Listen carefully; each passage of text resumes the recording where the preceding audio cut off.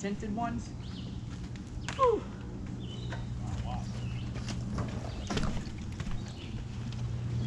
You can hear my extra fuel. What? Is your sister's bag? No, that's food.